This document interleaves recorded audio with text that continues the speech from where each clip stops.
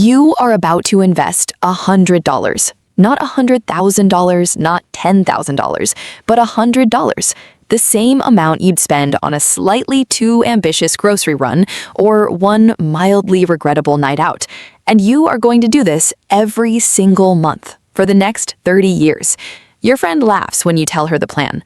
$100 a month? That's not investing, that's a rounding error. You smile and say nothing, because you've done the maths and she hasn't. Let's start where you start. $100 a month is $3.29 a day. That's less than most people spend on coffee, and it's less than a streaming subscription and a snack. It's the kind of money that disappears so quietly, most people couldn't tell you where it went last Tuesday. You take that exact amount and put it into a simple S&P 500 index fund every single month, automatically, boringly, and without drama. You don't check it daily, you don't panic when the market dips, you basically forget it exists, the same way you forget about a gym membership you're still paying for, except this one actually pays you back. Let's watch what happens. Year 1. You've put in $1,200. Your account shows $1,243. Your friend, if she were watching, would say, "I told you so, $43 of growth. Groundbreaking." But you're not playing a one-year game.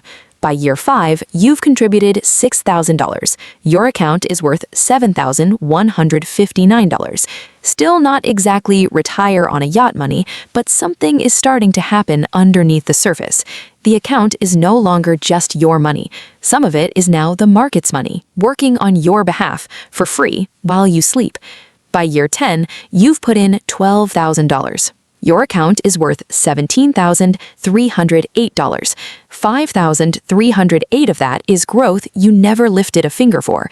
Your friend has stopped commenting. By year 15, you've contributed $18,000. Your account has grown to $31,696. At this point, you've technically put in less than $20,000 of your own actual money, and the market has already added almost as much again on top of it. This is the part of investing nobody warns you about. For a long time, it looks like nothing is happening, and then, without a single dramatic moment, it starts compounding on itself. By year 20, you've contributed $24,000. Your balance is $52,093. You've officially more than doubled your own money, not through a hot stock tip, not through timing the market, not through anything interesting enough to post about, just $100 a month on autopilot for 2 decades. By year 25, you've put in $30,000. Your account sits at $81,007. At this point, the growth is outpacing your own contributions every single year. The snowball isn't just rolling anymore, it's picking up speed on its own. And now, year 30, you've contributed a total of $36,000 over 3 decades.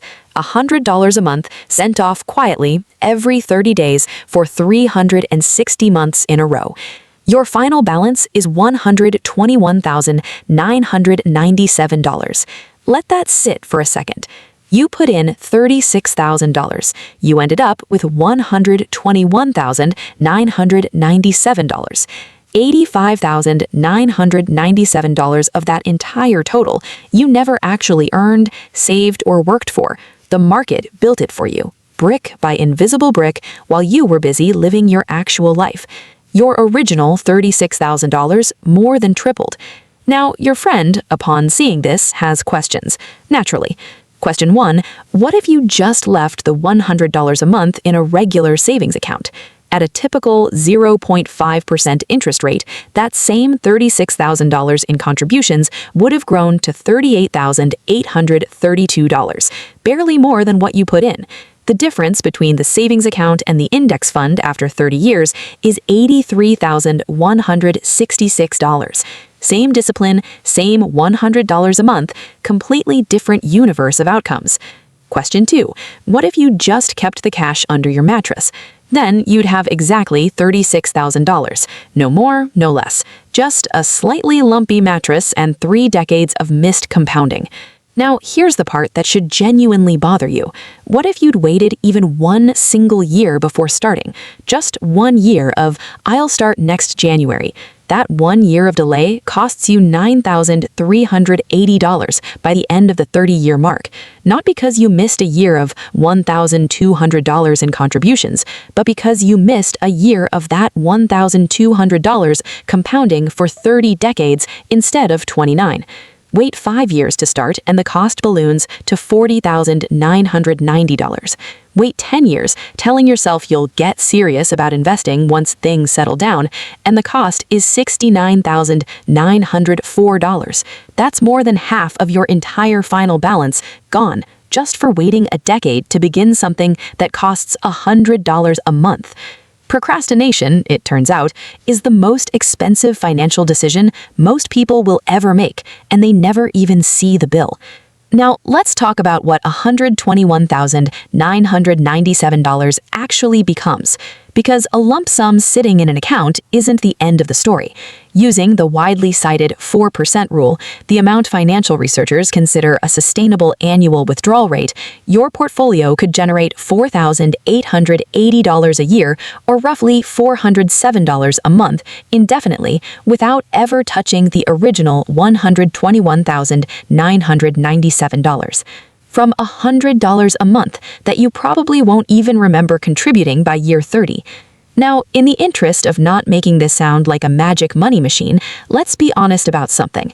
$121,997 in 30 years is not the same as $121,997 today.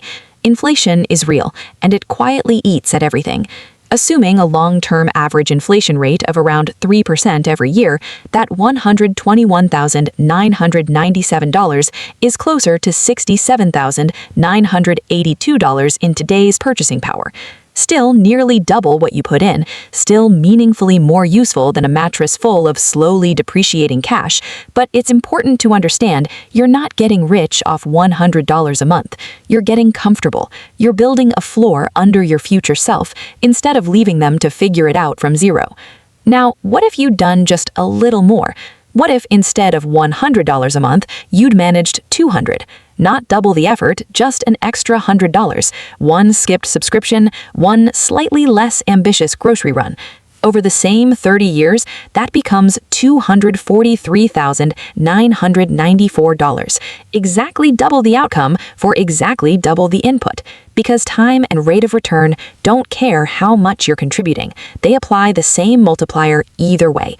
Which means the real lever here was never really about being rich enough to invest. It was about starting early enough for the maths to have time to work.